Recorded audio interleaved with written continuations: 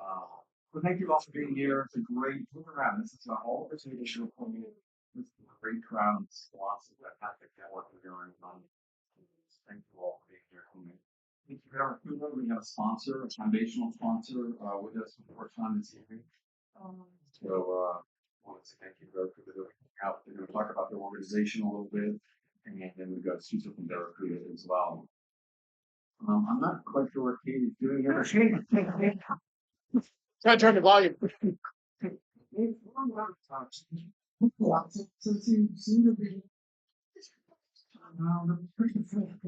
So this is everybody in the team, right?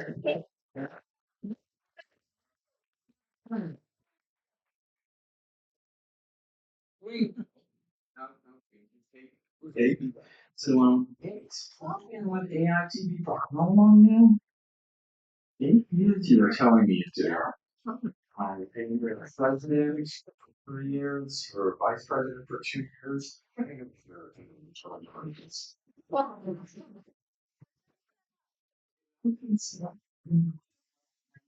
So this is okay. Thank you very much for your service. Appreciate it.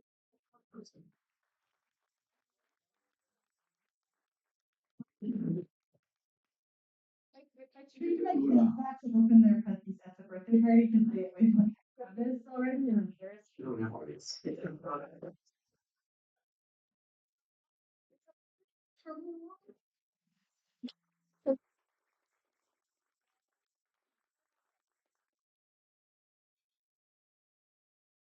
great job. All right, somebody can put on my towel.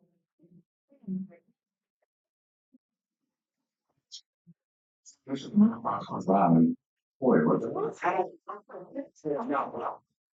Sure.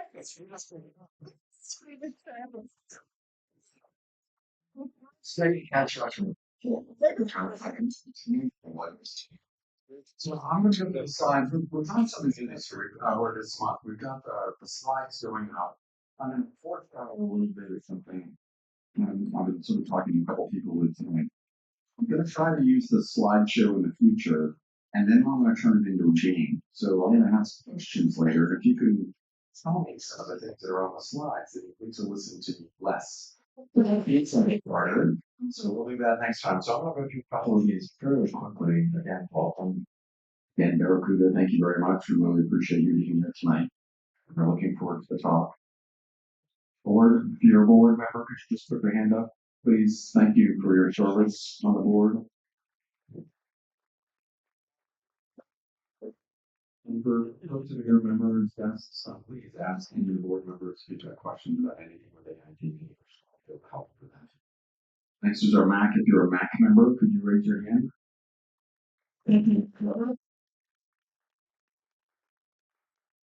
Is our advisory committee, so they provide us with a lot of experience in council and really help the board think about things what's going on our needs. So we really appreciate we've got some new members here. Actually quite a few. We have 7 new members in the last 30 days. That's fantastic. If you're a new member, members and pathways. Thank you.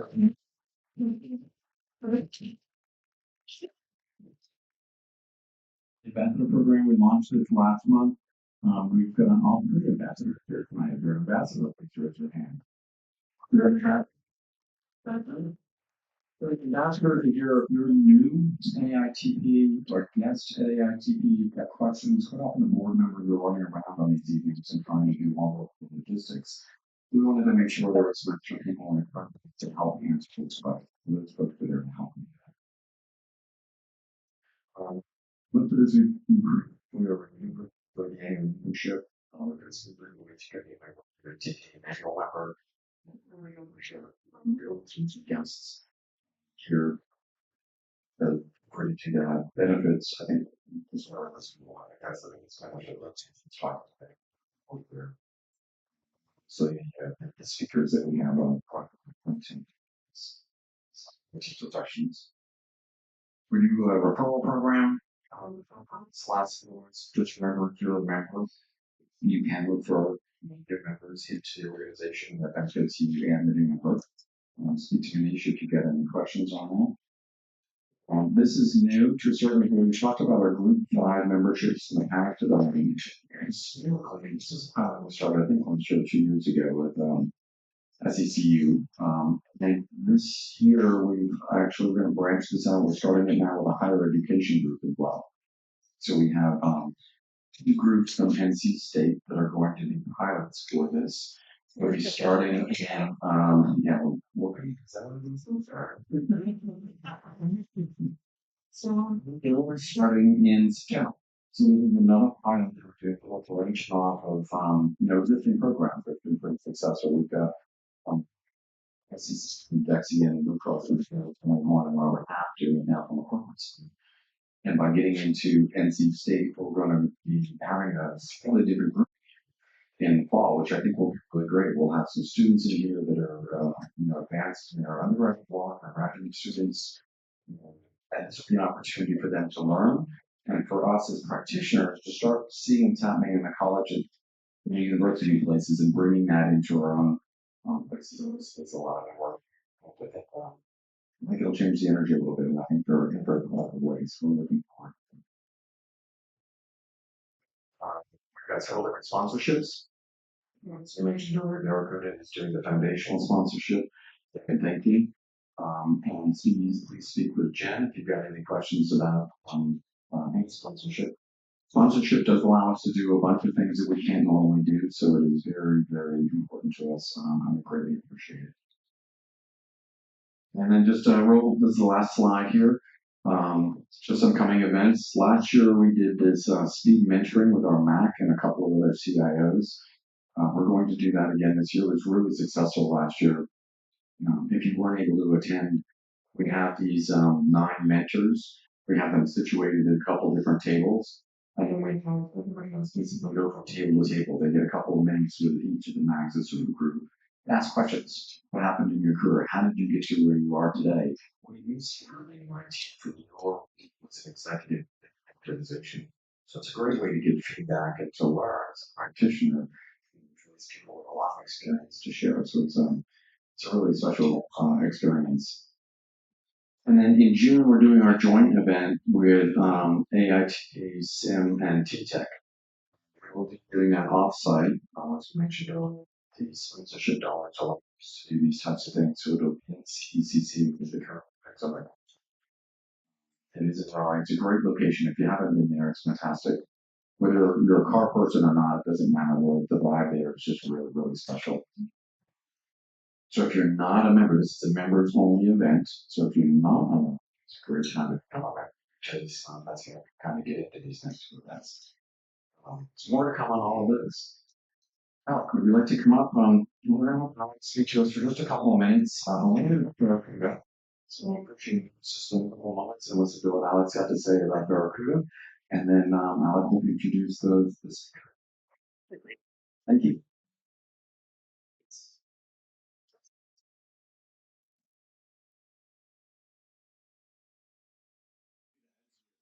And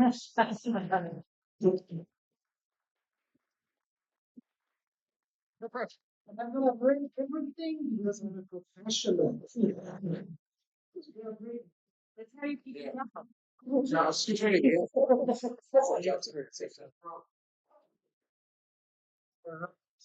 may have to turn a couple of lights off. Oh, was that turning it on? There you go. Just There we go.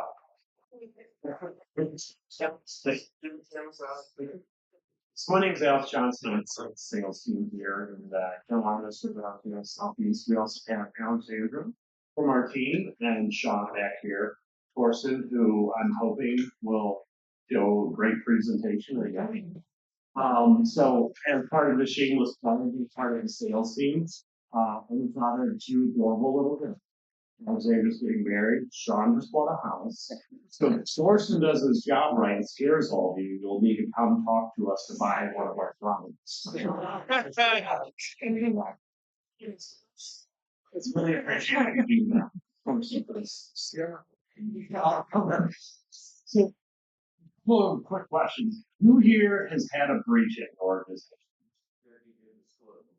Yeah, they can just Who here trusts their employees or colleagues not to click on the Spearphish or on the Spearphish? No one trusts. I don't either. Themselves. Who here has a forward-facing website, which means there's a login or something of that nature? Yep.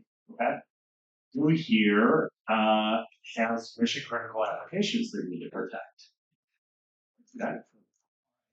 Now, who here has a staff who has the same team that's monitoring you 24/7, 365? Okay, cool. Good to know. So, just to give you a quick overview of the portfolio, we are not a fish company. Different type of fishing. If you have us, fishing. But so I'll let Torsten talk about that. Some of the other pillars of our platform. So we go hand in hand with briefing Office 365 and GC securing it, but then protecting that data. So Microsoft will say, yeah, I can store some of your data a little bit of time. Great. They're not protecting your data. We can store your data forever. So those are two big things that they won't do that we will always do for you. And that is what I say for our info.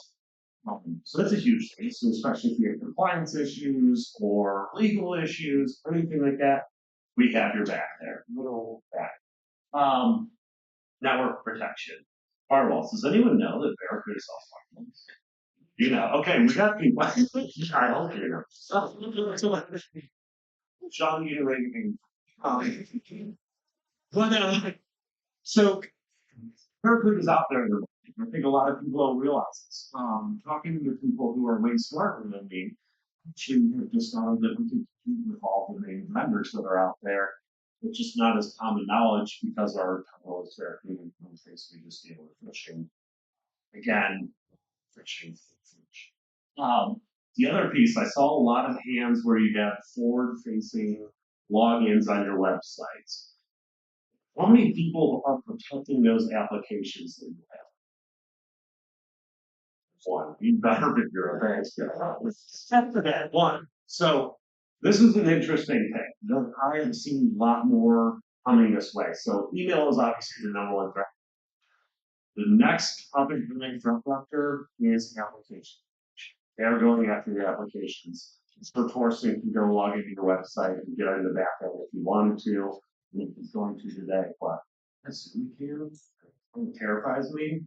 To steal my data and everything, I broke a few little things.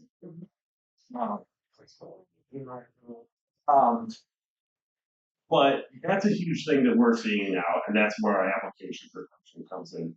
This is, think of, you're going through security, look here through chat. You're going through security, you go through the metal detector, the bag goes through, gets scanned. Great, that's your firewall. But things get through the firewall. Things get through security. What your application protection does is it sits in front of that specific application, protects it.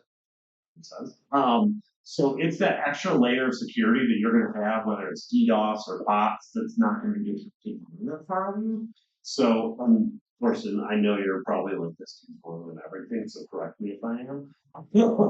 But it's that extra layer of protection for those mission critical applications. What you do is you create an application that you need to be protected. So you don't just, hey, here's $100 to protect everything. And then there comes this, you know, we just about XDR and having a SOC and SIM. There is a big difference out there that I think what people in marketplace are not realizing is there's EDR, MDR, EDR, MDR. You have this going, you're monitoring it's happening. Everybody has an XDR solution, which is a 24/7, 365 SOC. So that means we throw the clock around the world. So at 4 a.m., you're not having to wake up or your throat's working up reach. So far, we have that capability. We have that team that's constantly doing that for you. So we have that visibility. We have that monitoring.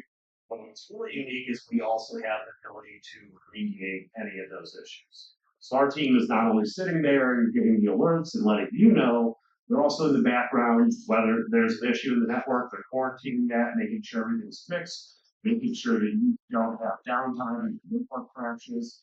So this is a huge differentiator. When it is open, so we cover, a variety of vendors. We cover your firewalls, networking, endpoints, email, servers, cloud, down the wall fine. So we cover everything. Again, it's open. It's really a solution that I'm putting a lot of efforts for right now. So all this to say, we have everything you need to stay secure. We have a lot of bills to pay and kids to take care of, so please, Torsten, scare everyone, help us out. But it's just really, if you do seriously have any questions, come talk to any of us right after you go out. We can. Thank you.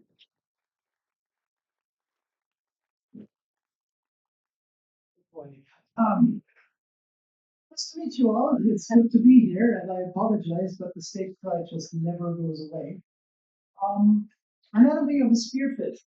Thank you, Alex, for the introduction and talk a little bit about the email pillar there in the Barracuda portfolio. I want to try to keep it as vendor agnostic as possible. And I have a reason for that. It's kind of my secret weapon. I used to be in a chair very similar to yours. The first 25 years of my career, yes, I'm old, I started as a help desk analyst, ended up somehow in COBOL programming, which somehow makes it into the headlines again today. Made it all the way up to an enterprise architect for a cruise line out of Fort Lauderdale, and got somehow in touch with Barracuda products. I liked them a lot, and a couple of years later, the sales VP from Barracuda approached me and said, "Hey, the product's almost as good as our SAs. Don't you want to change sites and you want to work for us?"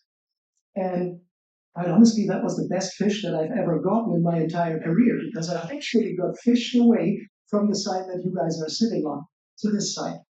But I've sat through a lot of these sales presentations and whatever we want to call them, and it always drove me nuts when it was, "Hey, we are the best vendor, we are the ones you need to pick, we are the ones you have to do, la la la." I'll go a little bit into the Barracuda portfolio, but I'll keep it as agnostic as possible so that we can all maybe learn a little bit from it. And my intention is not to scare you. We're going to see a couple of scary things if the demo gods work in my favor. But I'll also touch on how can we sort this out? What is the way out of this misery that we are currently in? What is the technology that we need to look at? What are the buzzwords we need to ask our trusted vendors, whether they are Barracuda or any other vendor in that space? All right. With all that said, I wanted to look a little closer into how this all started.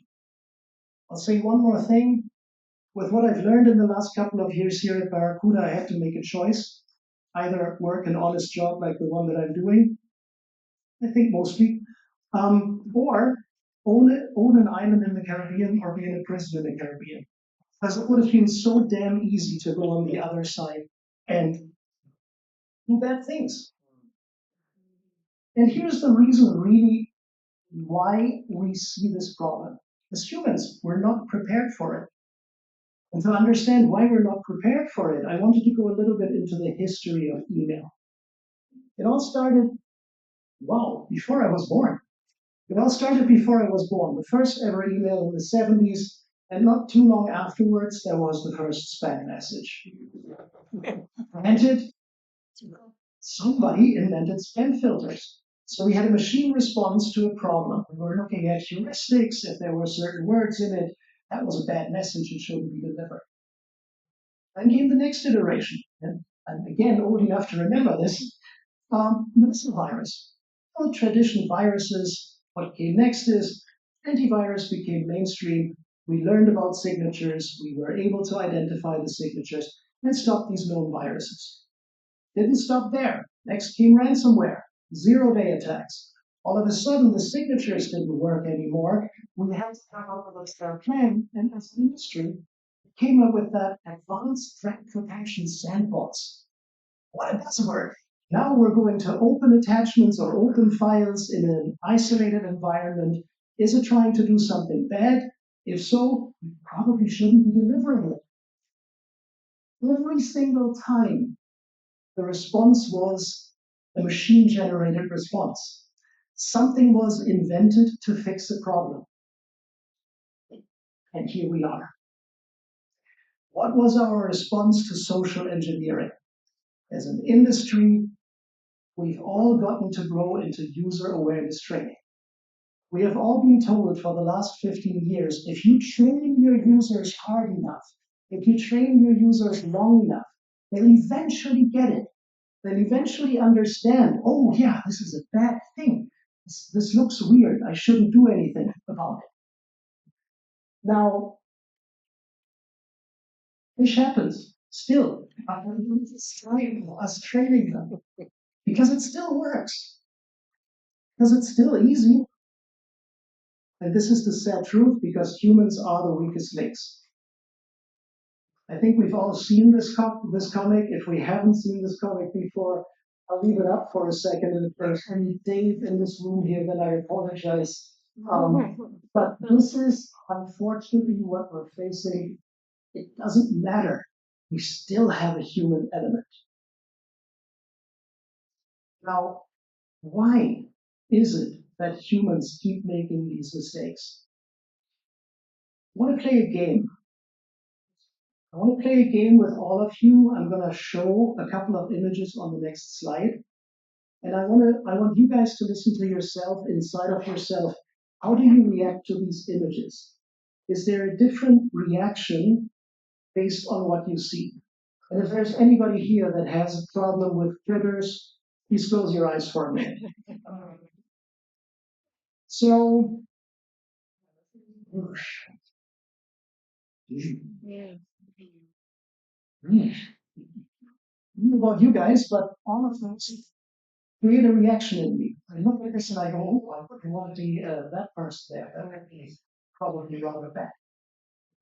And I'll compare that to a reaction that you have to this, or to this, or to this. It's a very different reaction, right? There is no emotion to it. And this is unfortunately where the problem lies in its completeness. If we don't have reinforcing signals that we have that we have acquired over hundreds of thousands of years of evolution, when we see a spider, whoosh, when we hear a snake hissing, when we see a shark, or when we see something else that we, in our brainstem, know this is bad for us, we run away from it. We only had a little more than a decade to evolve against cyber threats and situations where all of a sudden they have to make a decision. This click might get my company into bankruptcy. I don't think many users have realized this, and there is no emotional response. So the problem is the reaction falls flat. So no matter how much we train, we're always going to run into this evolutionary issue that we as individuals, as human beings, have no idea how to react to those. Instinctively, we've learned it, but our instincts trick us. So it's the solution. Well, we use technology for everything, right? Why are we not doing technology for spearphishing attacks or social engineered attacks in general? And instead of building that, the industry threw something at us and lied.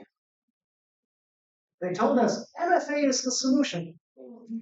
If we have something and we know something, attackers are at a loss. Because after all, how's an attacker supposed to see what I have in my Google Authenticator? That was the theory. That was a really, really good theory for quite a while. But there's bad news.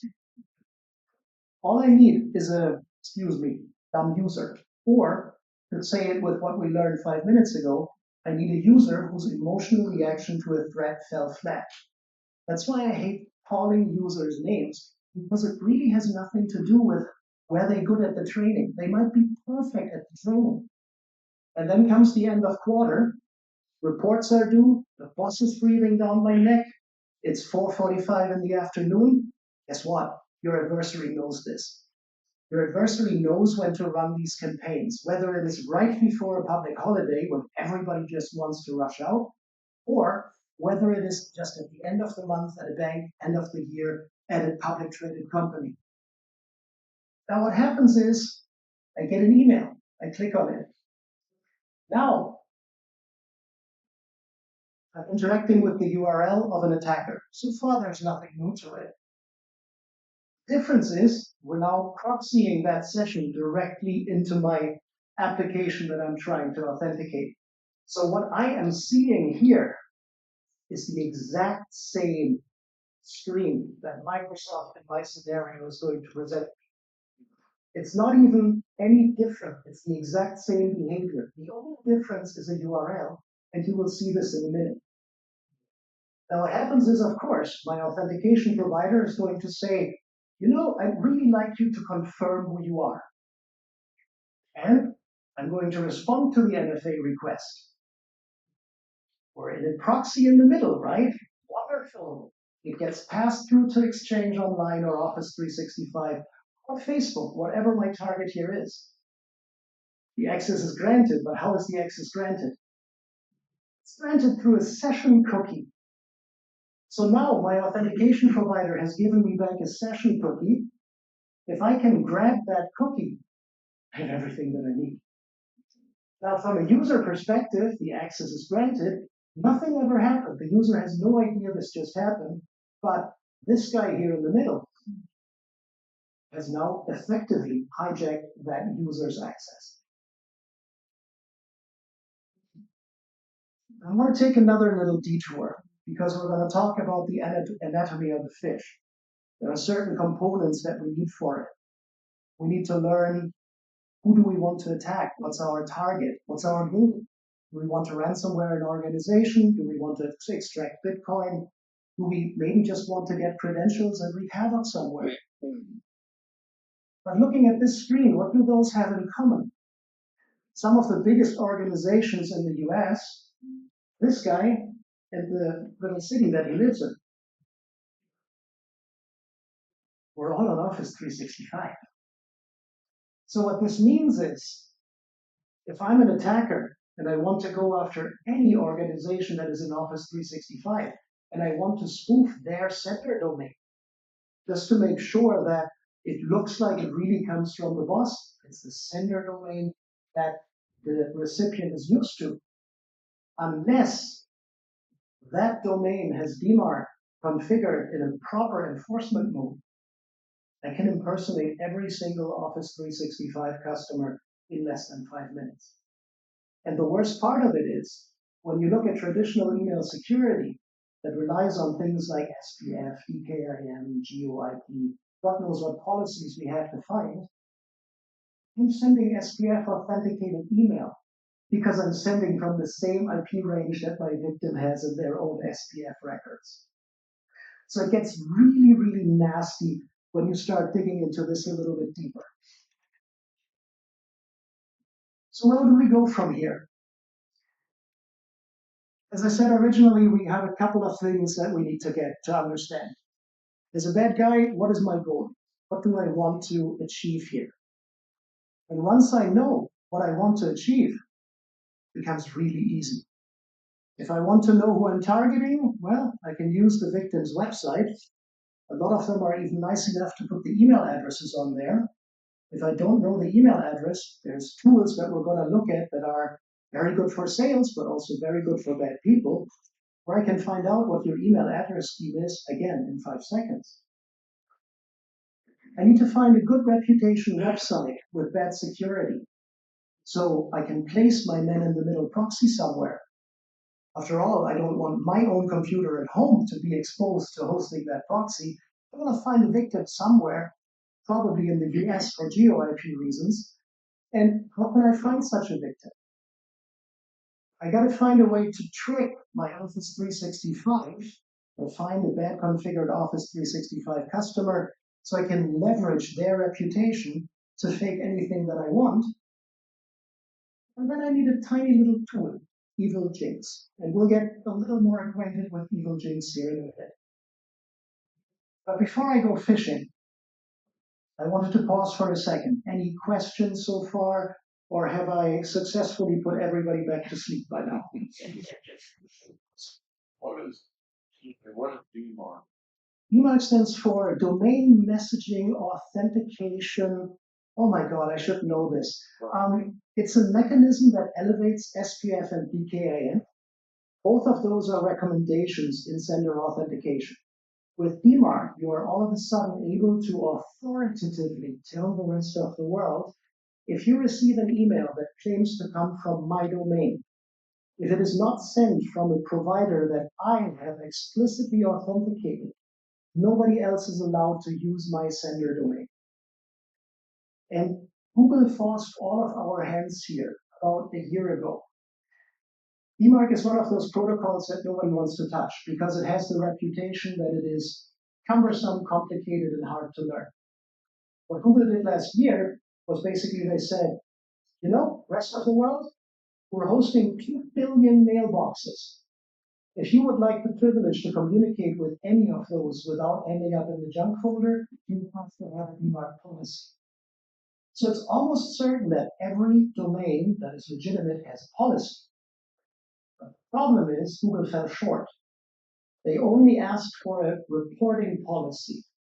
Reporting policy doesn't change your posture. It just allows you to understand who is using your domain to send emails. If Google had gone a step further and said, we require enforcement, which they hopefully do, your domain becomes unspoofable. And that is globally. I'm a big, big fan of DMARC as a whole. I could nerd out about that all day long. If anybody is interested, I recorded a webinar on it. Hit me up afterwards and I'll give you that. Sorry. R is the recording, C is confirmation. Say what? The DMARC? Recording and confirmation, yeah. Never been good with acronyms, but I understand the protocols. My apologies. Does that make sense? Yeah. I appreciate it. Any other questions up to this point so far? All right. Yes, then let's get dirty on it. I should probably also say, and this is more for my own safety here, considering there's Barracuda colleagues in the room, the computer that I'm using here is my own. If this was my work computer, I have a feeling I wouldn't be able to access my own emails for it. Let's get close. So you're gonna hack into somebody's regular email that's sitting in the room, or just?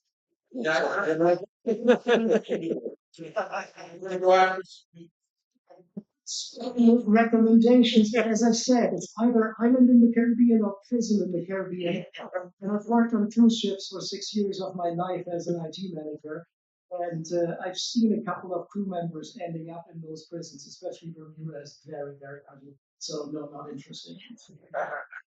All right, sharing. I think this.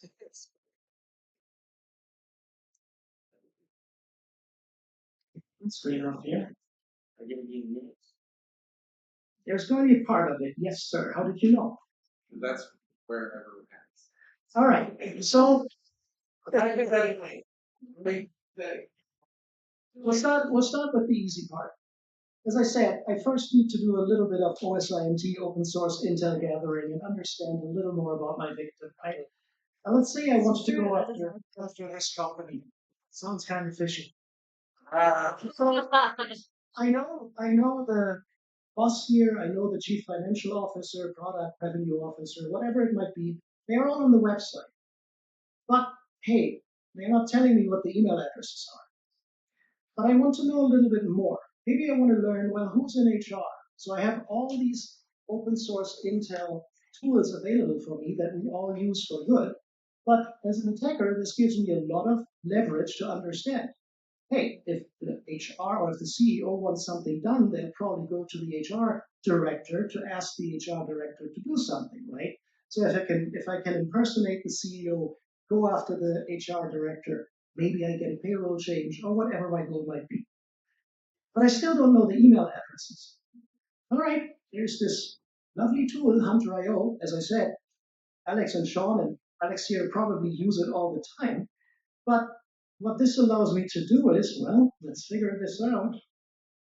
How does Barracuda set up their email system? Oh boy, well,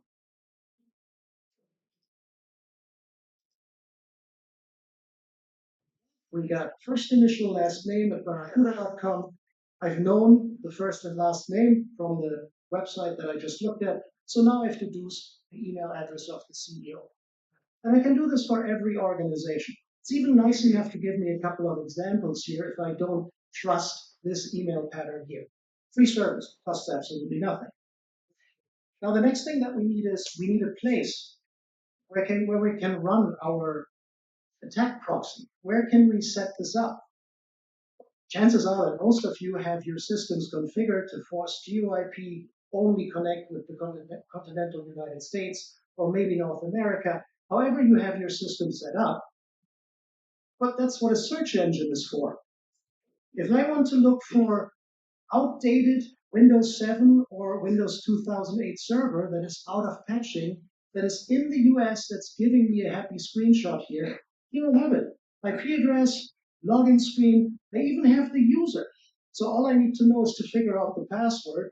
And of course, there's enough cracking tools out there to go after these out-of-date environments. And it's presented to me here right on a silver platter.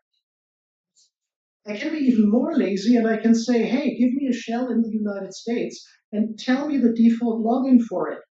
And there's always, you can see it down here, there's always somebody, you see the user ID and the password. There's always something that is available for me that I can abuse in a way, but there's no tracks left for me.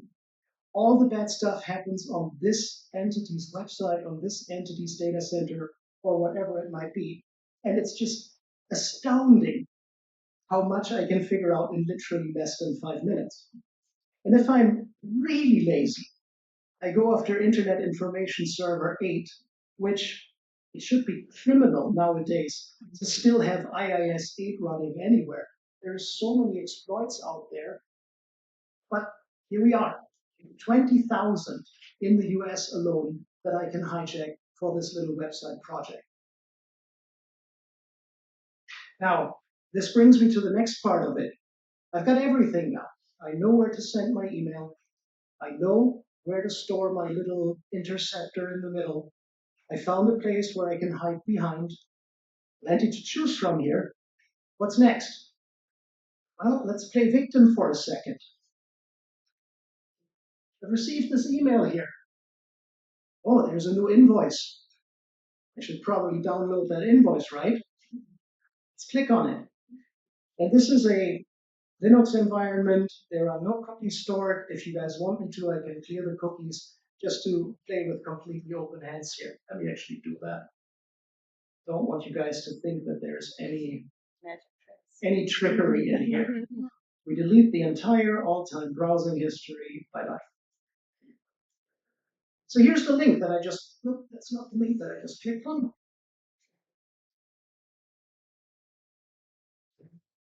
So here's the link that I just clicked on. Looks like Microsoft, acts like Microsoft, looks like Microsoft in this crazy long string that we've seen all the time when we authenticate to it. The only difference is this here. Now, we've taught our users for the longest time, hey, if it's encrypted, you're good. If that green lock shows, you're good. There is a green lock here. When I go in my TLS settings, it's a valid happy certificate. Is a user really going to wonder why Let's Encrypt signs for Microsoft? I have not met a user yet that would do that, but apparently they are out there. So now let's log on here.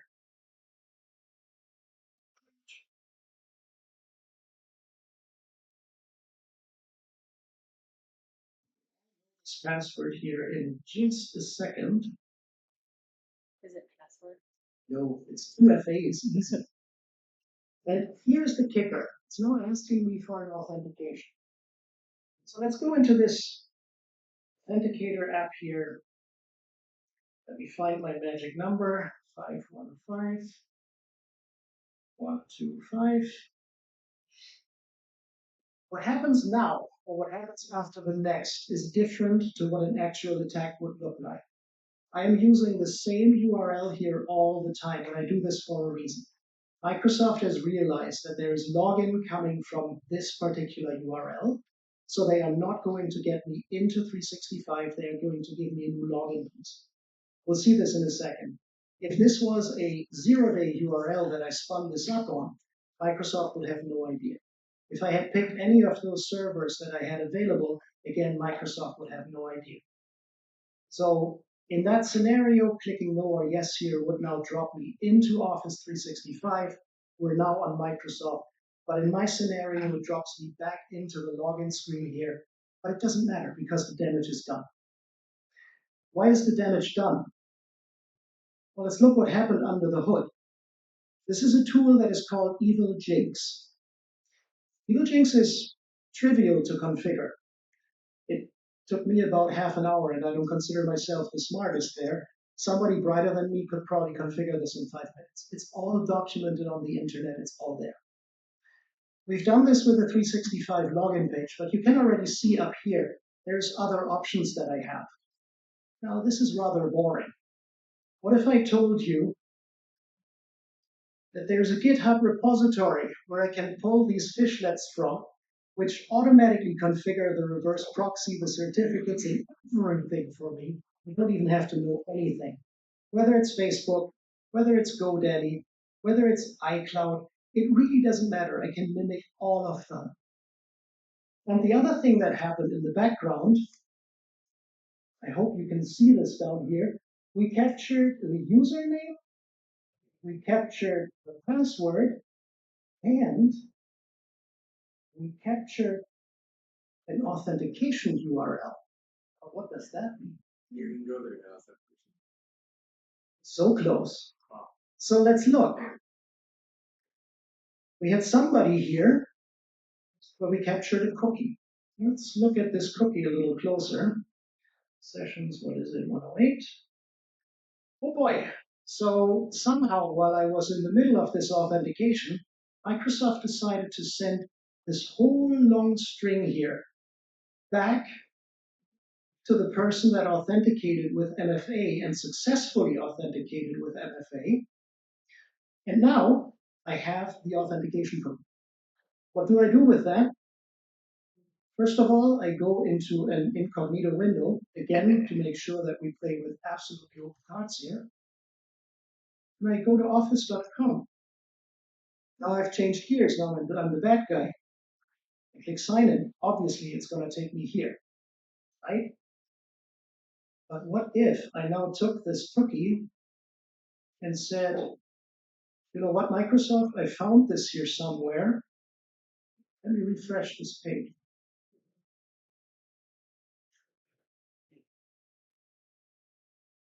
We're authenticated as a read-only global admin. Obviously, I didn't give this thing full access to it. But we've just taken over a session, and there's absolutely nothing that the victim would have seen.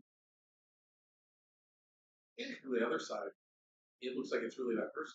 It's Absolutely. It's valid. So MFA is effectively dead, which is a statement that I hate to make, and I don't want to scare anybody. Again, we're going to talk about ways out of this misery here in a second. But this is something, when I first saw this, my jaw dropped on the floor, and I was like, it can't be that easy. Has everybody lied to us? Has nobody thought about it? There's got to be a way around it. There isn't.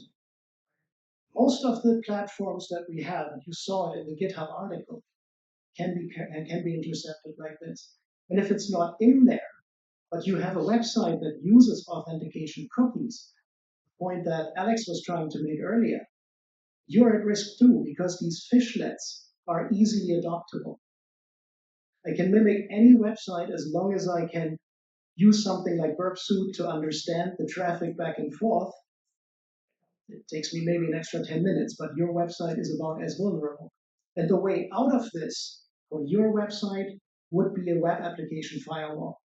The ability to not just look at ports, to not just look at the layer 3 and layer 4 content inside of the packets that hit your applications, but the ability to decrypt any encrypted package before it hits your website to make sure that we can at that point inspect the content, inspect the payload. Are there OWASP top 10 threats in there? Is there a cookie hijack that's about to be prepared before that packet ever makes it to your web server? And I promised I would be vendor agnostic. So web application firewall is the keyword that you guys are looking for here. Obviously, we have one, but there's plenty others out there as well. All right. Please. Not forgetting zero quotation is in that sector. If you were to do it from the US different. Conditional access is one of the partial mitigation strategies. I'll talk about that in about 3 minutes. But for conditional access in Office 365, Microsoft tells you, oh yeah, you know what? We'd like to have a little more money of yours because now you need Entra ID Premium or Entra ID P2. And it's a pretty penny that they want for that. So that's specific to Office 365. When you look at things like, I don't know, LinkedIn or Facebook or even financial organizations that do international traffic, GeoIP becomes irrelevant. And even if GeoIP is perfectly configured, if I know what company I'm going after, I know where their headquarters is, and I use Proton VPN to have an exit node in that country, right? So GeoIP is smoke and mirrors. It reduces it from really, really bad hackers, but those that have 2 more brain cells, no problem. Yes, ma'am. So what about what they call passwordless, where they're using their Windows login or on Macs? I know you were talking about how, like basic is when they use that part of it. Does that help mitigate this? It's interesting. I had that same question when we were having dinner earlier from the gentleman up here. What about biometrics? What about that authentication that is passwordless driven but is using your fingerprint or whatever? Doesn't change the fact that you're getting an authentication cookie back that I can intercept. So at the end of the day, if I make a mistake and I click on a link, which we learned earlier, I will send this to you shamelessly at 4:45 right before Memorial Day, and you're just gonna fail because the emotional response isn't there. But again, I don't want this to be a knock on users. It has nothing to do with making fun of users or putting them into that user category. For 20 years of my career, I was making fun of my users, and I'm ashamed for it looking back at it because I finally understood. Problem is, there are some people that understand IT through whatever reason it might be, but to a lot of them, it's witchcraft. They do the trainings, they think we learn it, but when push comes to shove, they fail. But if you're going to send a campaign, you're going to send 2,000 or 3,000. All you have to get is 1 or 2. Absolutely. It's not what you got to get every time. Someone asked that, it's just because the vendor, they're pushing passwordless as this, You're on the right track, and I don't want to skip too fast forward. Passwordless is a piece, but it needs one more part to that puzzle, and I'll talk about that again in about 2-3 minutes when we talk about the remediation methods here. But before I get there, any other questions on this part so far? Disable links.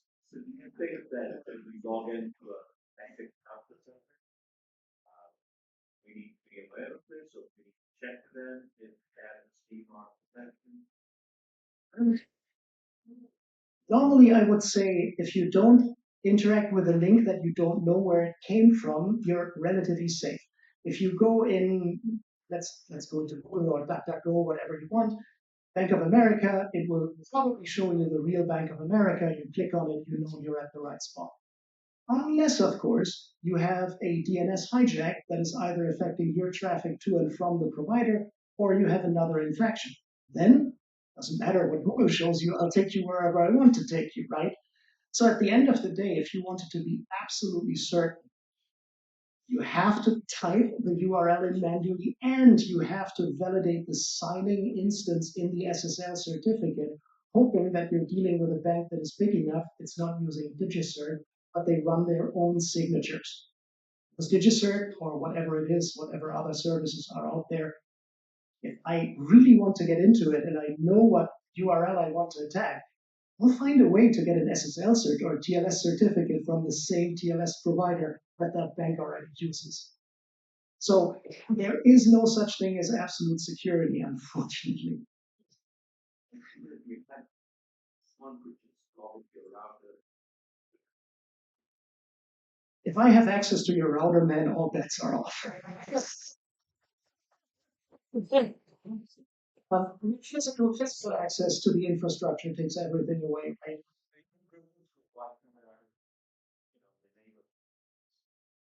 I just saw a really, really good meme the other day.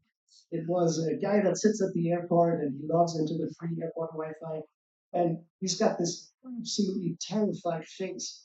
And the caption is the face you make when the subnet is 172.16.42, which happens to be the pineapple that gives you that Wi-Fi hijacking capability.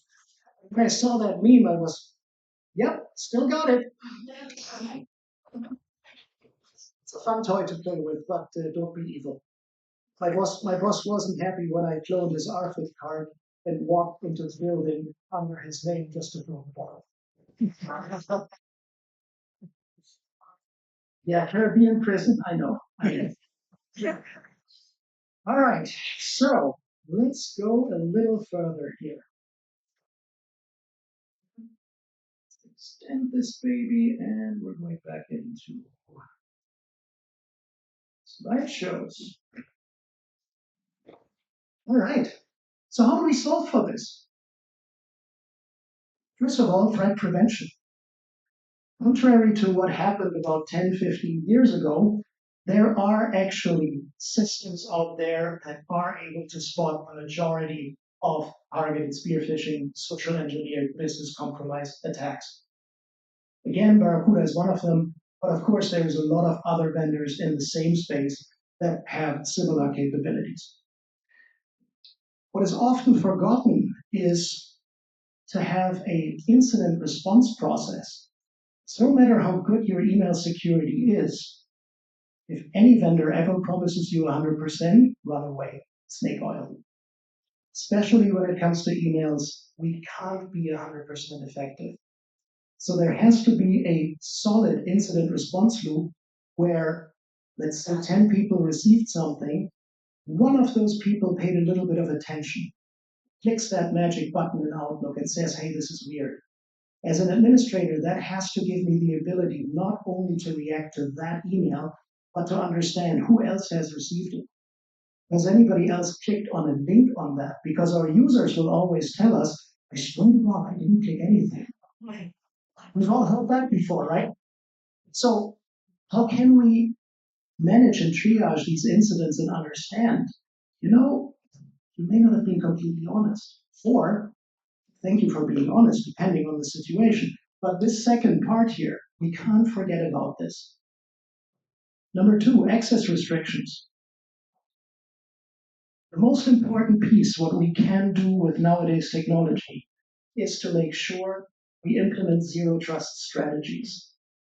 And I'll go into a little more detail on zero trust, but that is the key word that you guys have to ask your security vendors. The whole idea is a user and a password and even an MFA I can intercept. But if I lock down the devices and I have a method to restrict for my corporate access, that only an enrolled device in a zero trust environment has the ability to authenticate the particular user. I've now created a scenario where an attacker can have everything. It can have the user ID, the password, the MFA token, it doesn't matter. If you don't have my device that is enrolled in my zero trust platform, you're not getting anywhere. And the other piece here is what we said earlier, conditional access, which at least allows you to mitigate this whole thing a little bit, maybe by GeoIP, maybe by origin, whatever it might be. But the key here is to bring the devices into the authentication. And there are multiple different strategies. Some of them support bring your own devices. They are less intrusive, but still that device is registered and certificated inside of the zero trust infrastructure to get that access granted. And then last of all, training. Everything's said about training. Training is still important. If we can touch 15 or if we can elevate 15% of our users to understand the problem and act accordingly, regardless of evolutionary theory, we will always have those unicorns. They are the ones that will help us flag something that made it through, will identify it with the rest, will pull it out of their mailboxes, will solve the problem. But this is the trifecta that I run into with my own customers that want to secure their environment. What about turning off XML text? Go back to the text no links. You really think that helps you? Well, I paste it in my browser. If it says I need you to follow this link, right? Then yeah, copy and paste it. It's a detraction at best, but a committed user that doesn't know what they are doing will find a way. It's like the text you get that say, please add this as a contact and then reopen this message. So it allows whitelisting clicks in the text, right? Have you seen that?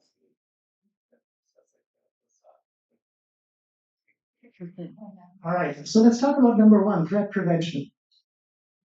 I indicated it earlier, we have to look at security in a different way. We can't use policies anymore. Policies are still important to weed out the obvious stuff. If it talks about pills, it's likely spam. We don't need AI for that. We understand that. If it comes from a GeoIP we don't want to talk to, we don't need AI to understand that. We need a policy. But what about those attacks that do not contain anything malicious? They originate in the US. They claim to be Alex Johnson, and they are asking HR to change the payroll direct deposit. At that point, there's no bad link, there's no bad attachment, there's nothing bad in that email, and a policy engine, traditional email security, is going to fall flat. What if there were solutions that would be able for each user to understand patterns, to learn for each user, who does Jack talk to? What email addresses does Sally exchange data with on a frequent basis? Where does Jill log in from? What endpoint does Torsten use? And most important, and that's a little hidden here, it's called sentiment analysis. The idea is here that we all speak the same language. I'd wager mine's different. I'm German with a Canadian wife, so it's that weird mix of everything. But we have a similar vocabulary. But when we write our emails, the way that we greet people, the way that we say goodbye, the way that we curse, the way that we praise, our sentence complexity, punctuation, choice of words, that's unique to Torsten. That's very, very hard to impersonate and mimic for an attacker. So what if there was a solution that is able to identify these abnormal behaviors? And based on those behaviors, it's able to react to these threats simply by realizing, you know, that email that looks like it came from Alex Johnson that's asking about an ACH payment change. Yeah, that's not an email address we've ever seen Alex Johnson use. Oh, and by the way, Alex is using a lot less profanity than what was in this email, so we should probably consider this a social engineered attack. I like to compare it a little tongue-in-cheek to medical imaging. What we've had for the last, 15 years, oh my God. What we've had for the last 15 years is the ability to look at emails, look at headers, look at policies. Where did it come from? Where is it going? We added SPF, we added DKIM, DMARC. We brought all these bolts on top of it, and we're hoping that everybody adopts. Spoiler, not everybody adopts. But the different change now is we're all of a sudden able to see deeper into the email. We're able to analyze the body based on previous behavior of who this tries to be. Even if it's a Microsoft impersonation, it's not going to come from support at Microsoft.com. Microsoft is DMARC protected. So we're going to realize, wait, this is trying to ask my user to change a password. It's trying to be Microsoft, but this is not Microsoft writing. It's different. The URLs don't match. So we should probably rip it out. No policy behind it, just AI. And because this is also theoretical, and there's a lot of products behind it, and mostly those products go hey, if you want to see it, then pay us for it, right? We got to pay for Alex's 2 children. Barracuda decided to do this a little bit different. This is available for every Office 365 customer. If there's any Office 365 customer in the room here, I invite you to run this thing. It's a free engagement. What it does is it connects to your tenant. It reads 12 months of email. It uses those 12 months to build the communication patterns, to build the identity graphs, to understand how your users communicate, who your trusted vendors are. And then it comes back with a report. Interestingly enough, this was a college in the Carolinas that ran this. So I have no idea. Anything identifiable has, of course, been removed here. Wait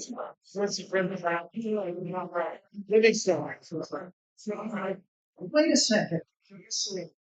This is high level. This is marketing. This is boring. This just wants you to talk to me and get a bigger fear, and let's try the product and sell it to you. We don't leave it at the high level. We will show you for every user, and I'll go into a little demo here if I'm allowed. We'll show for every user what threats they have in their mailboxes. In other words, it's a great way for you to test the efficacy of your existing security. Whether it's Barracuda, Proofpoint, Mimecast, or Microsoft Native, whatever it might be, this allows you to take a second look and really go, how good are they? And here's an example. This was a classic. I'm getting old. How are you today? I need to update my direct deposit banking information. Right? We see those all the time. What the AI sees here is it's an unusual request. This is not how the user that we identified him or her to be normally communicates. Oh, and it's from an email address that user has never used. This is a scan, right? So this shows the administrators this was a problem that happened sometime in the last year, and the recipient here still has this in her mailbox. The underlying product obviously would do the remediation. This is a scan. This is a one-time scan that we give away. Just to give you guys a better idea what this is looking for without forcing you to buy something. This is the underlying product. As you can see, it would in real time identify these threats. We call it very marketing impersonation protection. It's part of the Barracuda email stack, and it deals specifically with social engineering and targeted attacks. And if you guys are interested to run the scan, as I said, it's completely free. It generates an enterprise app in Azure AD. You can delete that app afterwards. It's scan.barracudanetworks.com. Would love to review those scans with you and see if we can help.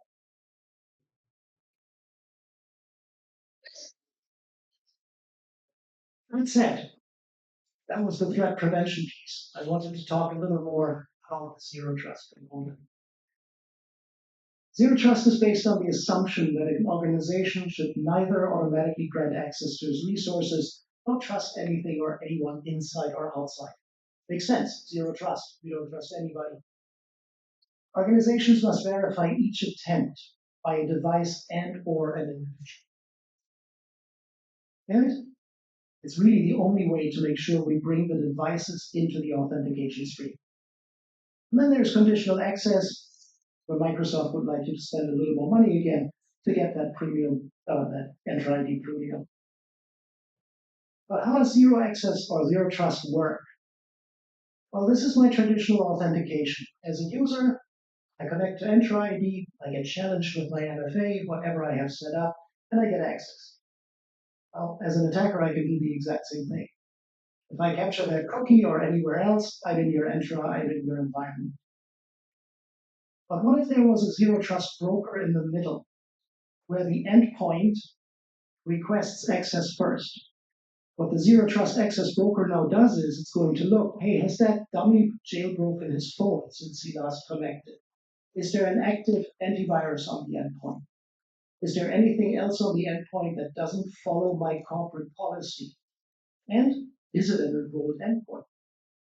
If it is, we're going to validate the user credential from the zero trust broker into 365, and we return the access grant back to the user and the device, effectively locking down the back door or the front door that the attacker was able to use. So you're acting as the We're acting as a middleman. The Zero Trust broker is connected via SAML into your authentication or identity provider, and it mandates that the endpoint is consistent with my corporate policies. If the endpoint is not known to the corporate environment, it cannot access my world, period. So basically, the attacker still gets access to the cookie, but you're just going to use it. Correct. Because unless they steal my computer, which would mean I can't authenticate anymore, right? So it's a vicious cycle. It effectively locks them out for good. Thank you for that so far, but of course we're going to do a little bit of Q&A. I saw you there over what is your or that's question? just been or like well device that's Yes.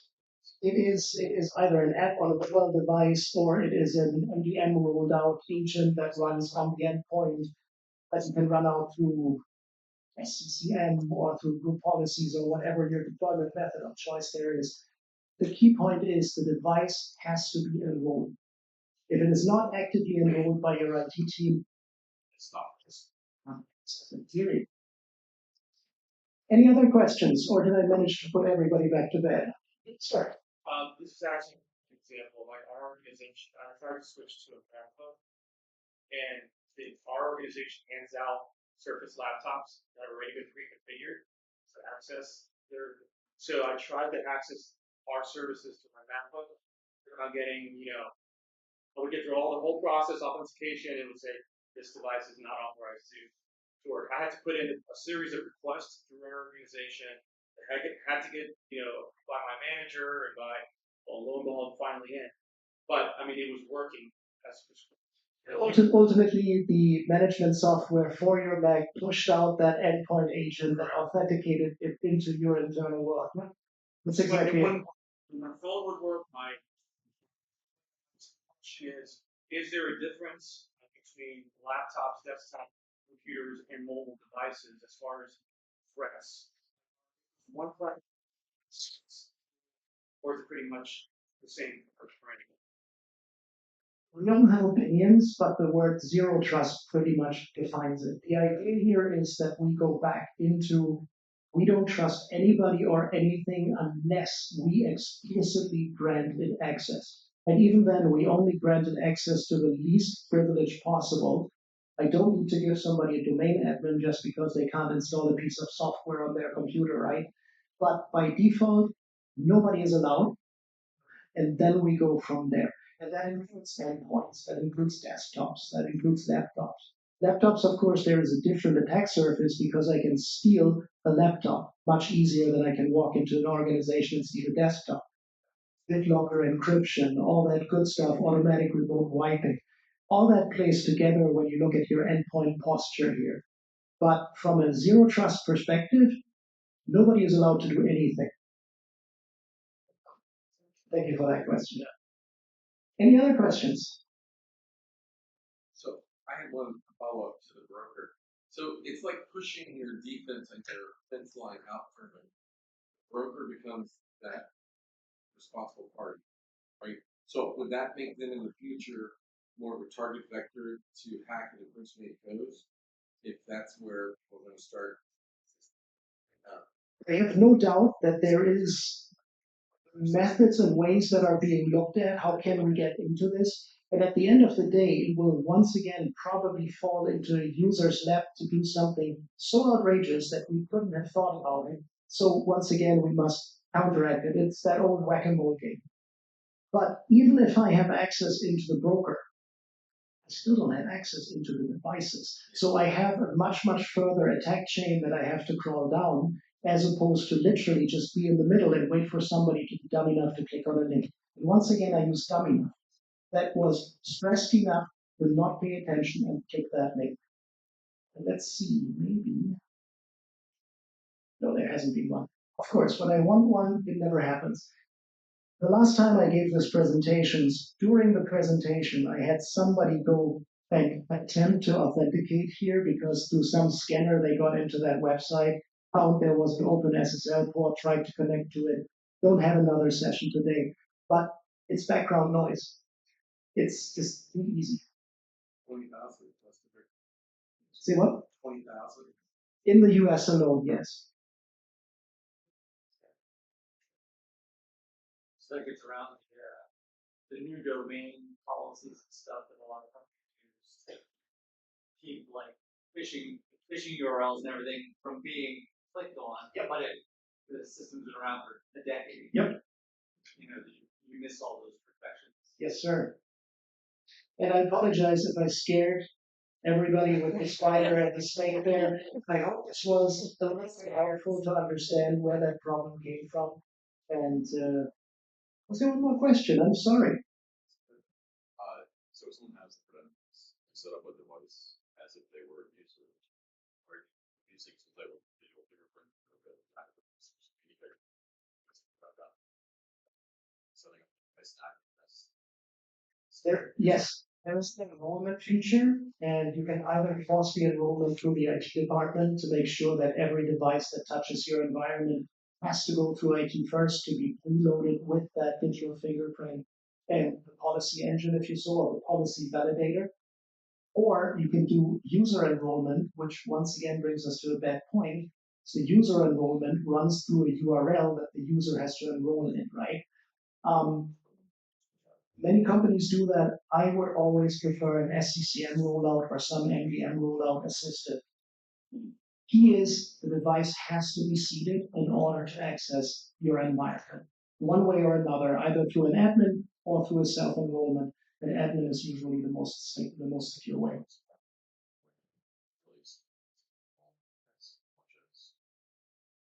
Yes, the self-enrollment is based on URLs to click on, and we're back where we were a half hour ago, right? I'm that guy. I see one of those enrollments from provider A or B. I can take that link, I can somehow finagle me and get the user to my site with a device. But it won't help it because even if I can finagle the link, I don't have the digital enrollment into my policy broker. So even if I have everything, credentials and what have you, I still can't access the environment.